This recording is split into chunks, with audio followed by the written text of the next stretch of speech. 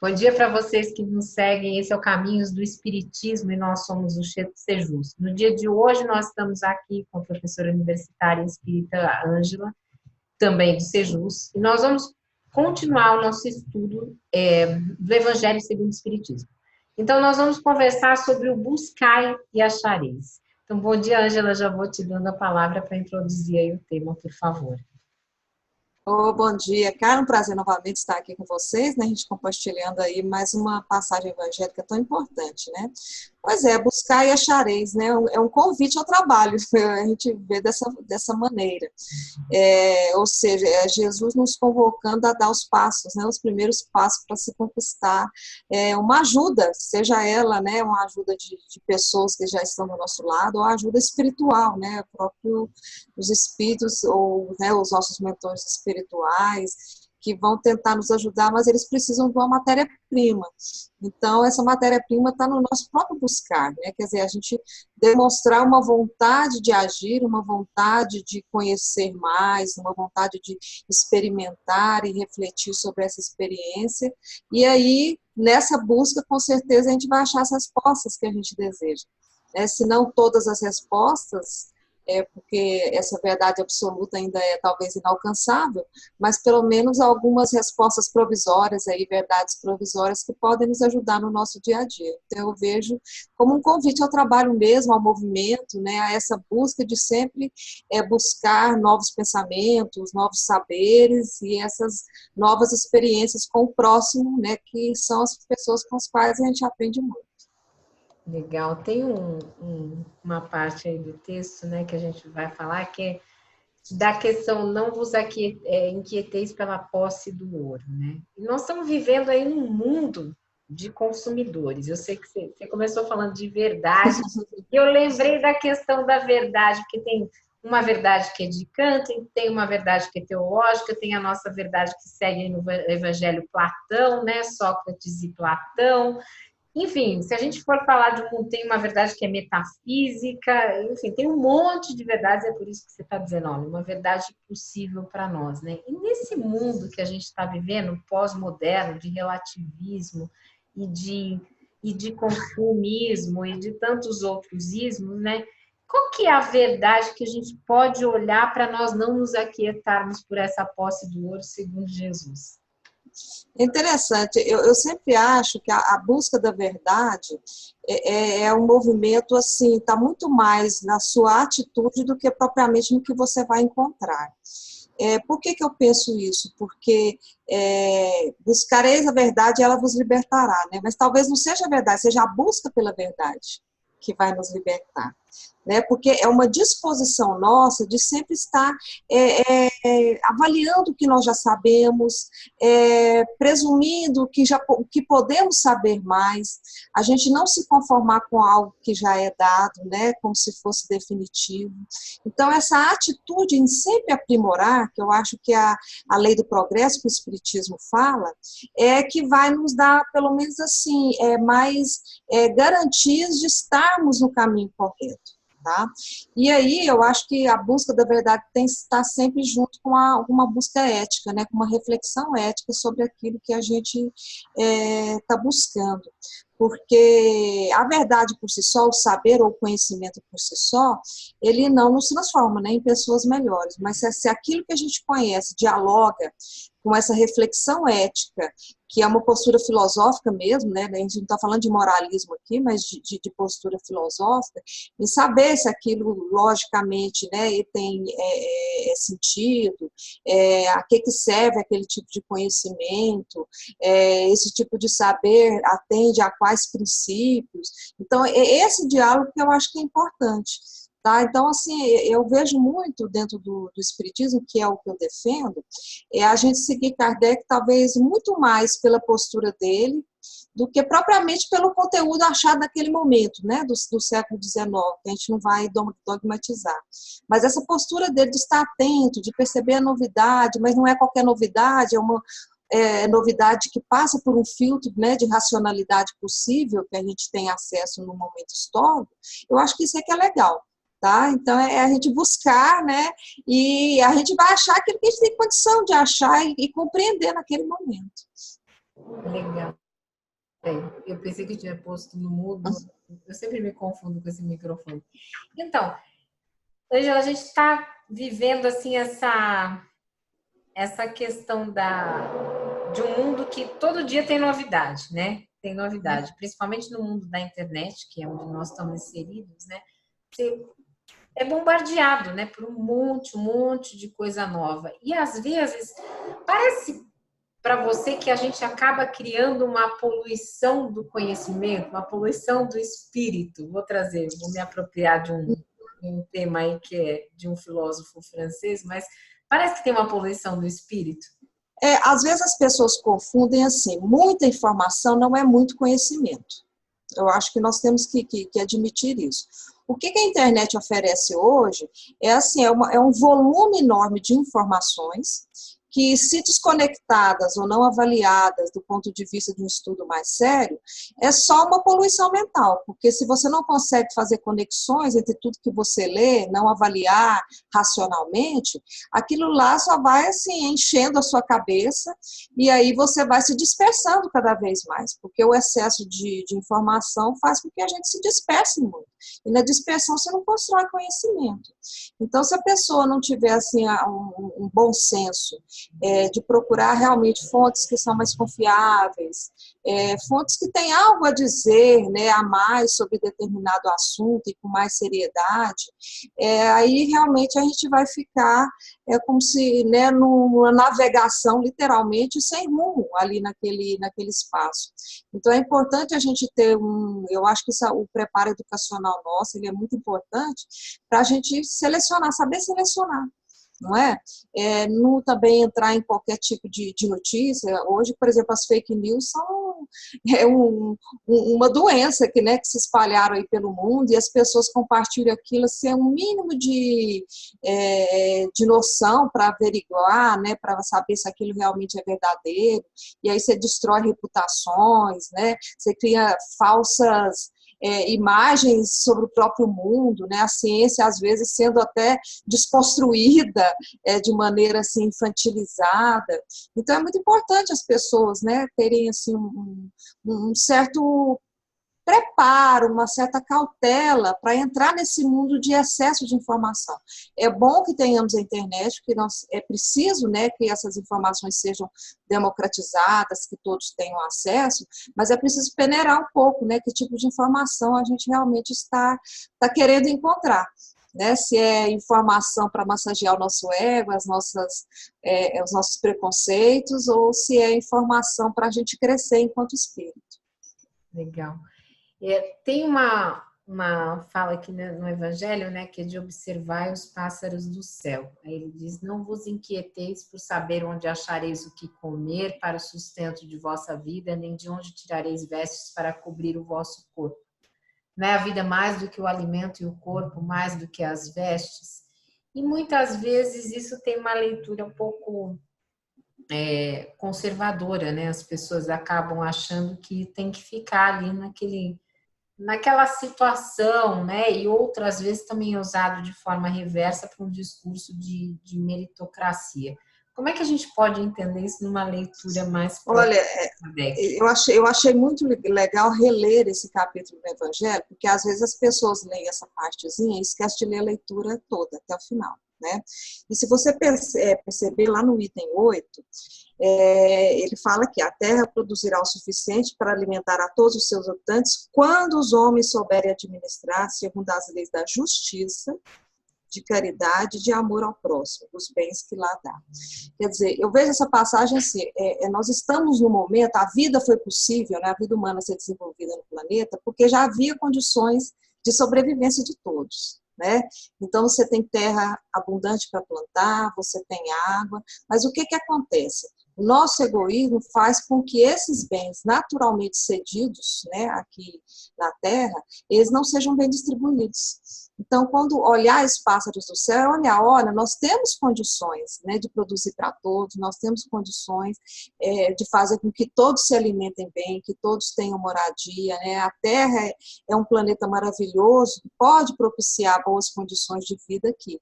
Mas há essas desigualdades causadas pelo egoísmo humano, por sistemas econômicos, né, que privilegiam só determinadas classes sociais, isso faz com que, às vezes, a gente olhe por essa passagem e veja, nossa, mas que ilusão, né, esse negócio de que todo mundo vai, né, poder se sustentar, poder viver como os pássaros e tal, como se fosse um paraíso meio ilusório. Mas não é. Nós temos condições materiais favoráveis para a vida humana, mas o que a gente às vezes vê como injustiça, na verdade é causada não pelas condições naturais, mas pela forma como o homem vai degradando o próprio planeta e querendo acumular, né? Uns acumulando mais, não distribuindo e não vendo a necessidade do outro. Então, eu acho que isso é muito importante a gente avaliar, porque o Evangelho a todo momento nos avisa, nos alerta sobre essa questão do egoísmo e do excesso de preocupação com os bens materiais concentrados nas mãos de poucos, né, e que não ficam aí à disposição do bem comum e do bem coletivo. Parece que o Evangelho já falava de sustentabilidade no sentido humano antes da gente ter esse conceito aqui, né? Falava, olha, você tem que distribuir a coisa num fluxo melhor, né? Mas isso no mundo que onde você passa, parece que tem uma plaquinha assim, compre, compre, compre, compre, consuma, consuma, consuma. E aí até às vezes na nossa própria alimentação, né? A gente fala assim, tenho que, um exemplo tolo, mas assim, tenho que fazer ginástica para emagrecer, mas a gente não fala assim, tenho que comer menos, consumir menos, para não ter que fazer ginástica para emagrecer. Eu tenho que fazer ginástica para ficar saudável, mas não porque eu tive um excesso de alimentação. Isso eu posso usar eu mesma como exemplo. Então, é esse mundo de, olha, consuma isso, compre aquilo, que acaba trazendo todo esse desequilíbrio, né, que nós estamos vivendo aí. E onde tem excesso de um lado, tem falta de outro, né, Carla? Assim, a gente não existe milagre aí nessa matemática. Então, às vezes, a gente está cultivando um mundo de consumo exacerbado, mas a gente sabe que isso gera também, por outro lado, pessoas que não têm nada, né? Assim, então, é importante a gente avaliar melhor a forma como esses bens são distribuídos e a forma como a gente lida com esses bens. Porque assim, por duas razões, porque não é justo materialmente falando com todos, né? Eu acho que todos têm que ter condições dignas de sobrevivência, e porque, de fato, esse apego aos bens materiais prejudica muito o espírito, o desenvolvimento do espírito. Prejudica ele encarnado e prejudica talvez muito mais quando desencarnado, quando a consciência dele, né, está em outro patamar. Então, quanto mais a gente se liga inconscientemente, irracionalmente, no uso e no abuso dos bens materiais, a gente pode ter certeza, né, que do outro lado tem alguém passando fome e nós vamos estar aí um pouco mais estancados nesse processo evolutivo, porque não tem jeito de haver evolução espiritual a gente olhando só para o próprio umbigo ou a gente olhando só para a nossa própria matéria, porque nós não somos só isso, né? Nós somos espíritos também, e espírito, ele se alimenta de outra coisa, ele se alimenta, né, ele deveria consumir pelo menos outras coisas para que realmente ele se torne, né, uma pessoa mais equilibrada e mais feliz. O amor ao próximo, né? Eu tenho uma coisa que tem me causado um sofrimento incrível, né? E com esse texto vem mais à tona, é que hoje em dia, praticamente em São Paulo, não tem uma esquina que você vire que não tem um morador em situação de rua, né? E isso a gente sabe pelos números, né, que foi uma curva quase que exponencial a coisa nesses últimos 3 anos. E aí, quando você lê Jesus dizendo, olha, na verdade não devia faltar para ninguém, né? O que ele está falando, buscar e achareis é isso, olha, não deveria faltar para ninguém, porque da mesma forma que nós temos milhares de pássaros e para todos eles tem, porque o pássaro come pouco, ele se alimenta pouco, ele anda em bando, ele faz aquele equilíbrio da natureza. Se vocês fizerem assim, dá certo, o planeta dá certo. Só que a gente não tem visto isso, né? A gente tem visto justamente as pessoas cada vez mais inquietas pela posse do ouro, uma minoria, e com a maioria passando por essas extremas privações que são justificadas até mesmo no movimento espírita com a ótica material, né? Não, é lei de ação e reação. Não é lei de ação e reação coisa nenhuma, né? Mas assim, tem essa justificativa que é triste. Então, realmente, quando você lê essa parte do Evangelho, a gente acaba vendo uma premissa aí do mundo sustentável que nós não estamos seguindo, né? Nós não estamos Exatamente. andando na ótica. E, infelizmente, não é só em São Paulo. Eu moro em Goiânia, a gente tem visto, né, assim, a pobreza, ela voltou, né? A gente houve um tempo aí em que ela tinha dado uma arrefecida, mas agora nós estamos em condições muito ruins, né? Eu faço trabalho social em periferia, a gente vê assim uma quantidade grande, né, de pessoas desempregadas, as condições miseráveis mesmo, né, de vida. E eu acho interessante que é uma contradição do próprio capitalismo, se você for pensar, né? Porque o capitalismo também não sobrevive se não tiver um consumo, né? Mas um consumo é dividido, né? Compartilhado, porque uma pessoa só não consegue consumir tudo, né? Que o capitalismo produz. Então, assim, é uma visão ainda pequena que nós temos da sociedade estreita, né? Como se o acúmulo para poucas pessoas fosse a saída. E, na verdade, não é, né? O próprio sistema capitalismo entra em xeque quando você tem esse tipo de visão. Legal. Eu não sei, eu esqueci de marcar o tempo, gente. Então a gente vai continuar mais um tempo que vou pedir desculpa para vocês. Eu fiquei conversando antes com a Ângela e viajei um pouco aqui, esqueci de marcar o tempo, não sei quanto tempo que a gente já foi. Mas assim, essa questão de buscar e achareis, as pessoas ainda pensam muito, né, numa questão de achar, né, materialmente, de buscar materialmente, né, mas aqui tá mais amplo, a gente está falando da ótica do espírito. Mas como esse evangelho começa falando assim, é o princípio da lei do trabalho, por conseguinte, a lei do progresso, que o progresso é filho do trabalho, visto que ele põe em ação as forças da inteligência. Ainda assim, tem muita gente entendendo isso pela ótica material, né? Então, tem que trabalhar, tem que trabalhar, tem que trabalhar, que também é um discurso do capitalismo, né? Como é que a gente conversa sobre isso, ampliando para o espírito hoje? Ah, sim, é porque assim, às vezes a gente acha que trabalho é só, de fato, esse trabalho material, né? Mas trabalho, se você for pensar, é qualquer ocupação útil, como disse lá o Emmanuel. Então, você trabalhar intelectualmente, você trabalhar a serviço do outro, né? Por meio aí de atividades solidárias e mais fraternas, de promoção social, o próprio conhecimento em si, né? Ele é um esforço, né, que o espírito faz, a própria transformação moral, né, buscar formas aí de você se tornar uma pessoa melhor, é uma ocupação muito útil. Então, tudo que a gente faz para melhorar, né, o nosso estado material, espiritual, psicológico, né, emocional, ele é importante, ele é muito bem-vindo. Então, essa assertiva aí, essa convocação, né, que Jesus faz em todos os aspectos da nossa condição. Porque o espírito humano hoje ele é muito complexo, ele tem várias dimensões que precisam aí ser trabalhadas, então a gente tem que buscar em vários sentidos, em várias direções.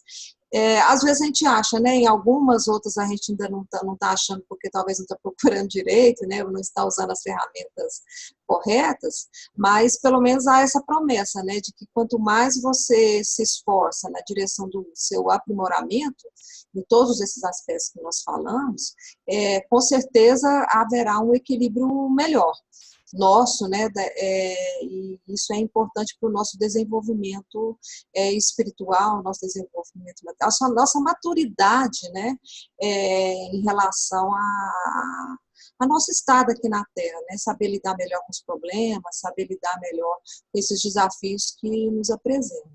Então, novamente, eu reforço, né, é muito mais uma atitude nossa, uma atitude de buscar justiça, uma atitude de buscar valorizar o outro, porque ao valorizar o outro, a gente também está valorizando a nossa condição humana, porque é isso que nos faz humanos, é esse gesto de amor em direção ao próximo. Então, tudo isso conta. Então, buscar o nosso desenvolvimento espiritual é também dividir com o outro, é também aprender com o outro. Não é só uma ação solitária, né? Como se dependesse só de mim uma decisão, mas, na verdade, nós, enquanto seres humanos, nós estamos envolvidos numa coletividade. E é essa interação com essa coletividade, esse aprendizado conjunto, essa ajuda mútua, que vai fazer com que a gente ache as alegrias que nós estamos procurando, que nós achemos esse equilíbrio, né, que nós tanto necessitamos.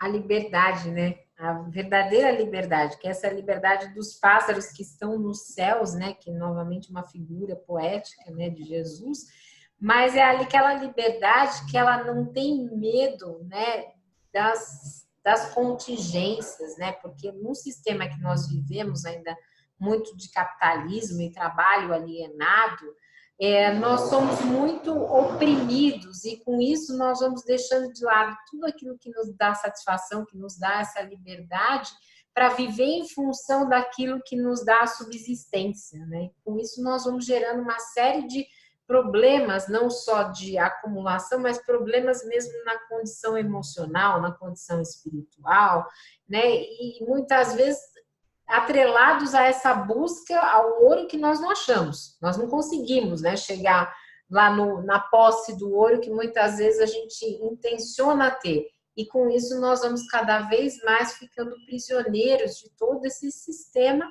esquecendo que a verdadeira vida, como você disse, é do espírito. Então, quando chega do lado de lá, poxa vida, se você passou a vida trabalhando pela materialidade das coisas, passou a vida em busca, né, oprimindo tudo aquilo que você deseja, né? Quando a gente tem, às vezes, um filho, né? E o filho fala pra gente, sei lá, você é artista, né? Ou, né, posso falar pro meu caso, vou seguir a gastronomia, né? Aí, alguns pais ainda dizem, nossa, mas você vai fazer isso e você vai ganhar dinheiro como?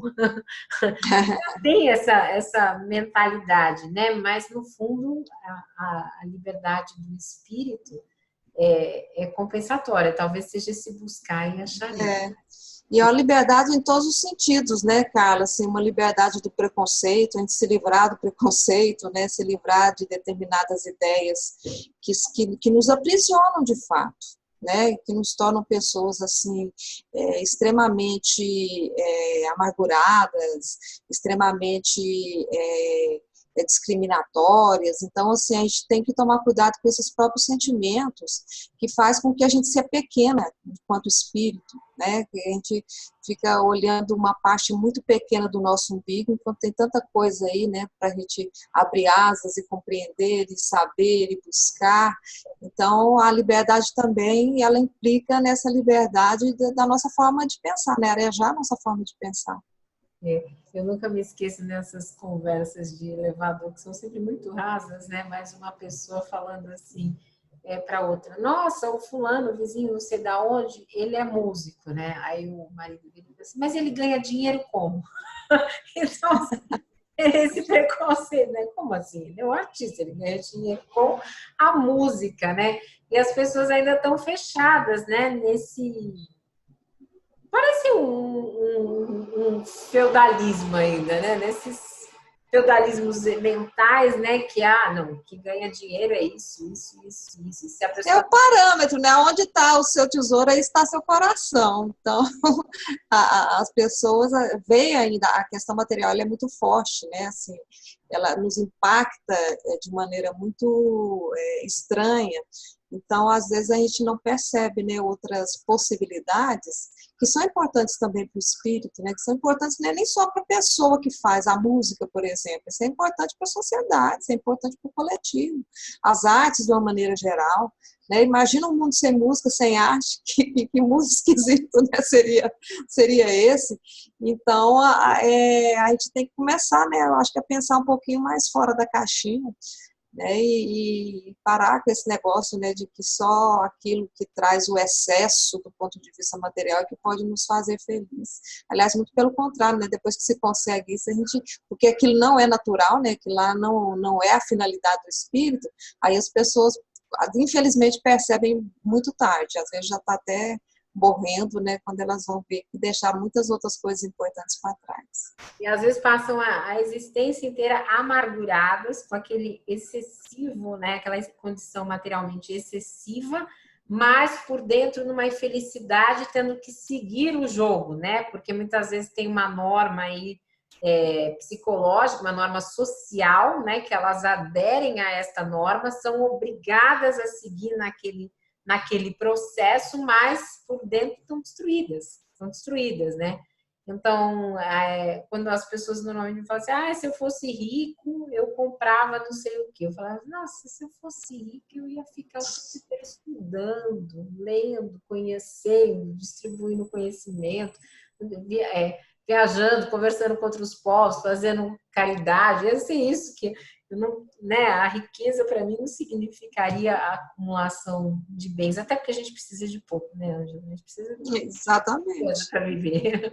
Precisa comer, respirar, dormir, ter uma roupa e pronto, né? Dá para. Qualquer talento que a gente tem, eu acho que há uma responsabilidade no compartilhar, né, Carla? Se é inteligência, se é amorosidade, se é bem material, isso aí vem para compartilhar, né? Porque a gente não vive sem estar com o outro. Então, não tem jeito da gente ser feliz sozinho. A gente é feliz com os outros. Então, sempre vai ficar faltando alguma coisa para o egoísta e para o orgulhoso, né? Ele nunca vai continuar, ele nunca vai ser, né, plenamente feliz, justamente porque a felicidade está no compartilhar, tá? Em você ter um meio ambiente saudável em todos os aspectos, né? E isso inclui também a felicidade do outro. Legal. Então, eu vou pedir só para você fazer suas considerações finais. Gente, desculpe de novo, eu perdi o tempo, mas isso também já é normal, eu sempre perco a noção do tempo. Vou pedir para ela fazer as considerações dela finais para a gente encerrar. Não, eu acho assim, Jesus ele está sempre atual. Eu acho que é interessante essas coisas que a gente discute aqui. Isso, embora tenha sido produzido lá há mais de 2000 anos, a gente verifica que essa ética construída por Jesus, ela é quase que universal e atemporal. Sempre a gente pode estabelecer relações com a nossa realidade atual. E eu acho que assim esse capítulo, excepcionalmente, nos faz repensar sobre essa sociedade altamente egoísta, que concentra riquezas e que faz com que a gente coloque o consumo material acima de outras conquistas espirituais. Então é importante a gente parar e refletir sobre isso, porque continua muito atual e a gente vai perceber que, apesar de tantos anos aí, né, pela frente, o cristianismo ainda foi pouco absorvido, foi pouco compreendido e principalmente pouco aplicado, né, no nosso dia a dia. Infelizmente, né, Carla?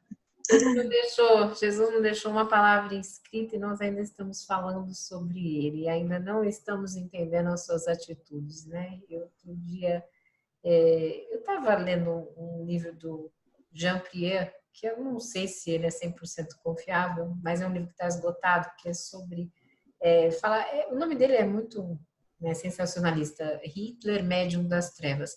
Mas ali ele traz uma série de reconstruções, que eu não sei se são verdadeiras ou não, mas em determinado momento, uma conversa entre nazistas, falou assim, porque Jesus era um subversivo, era um rebelde, olha como morreu, né?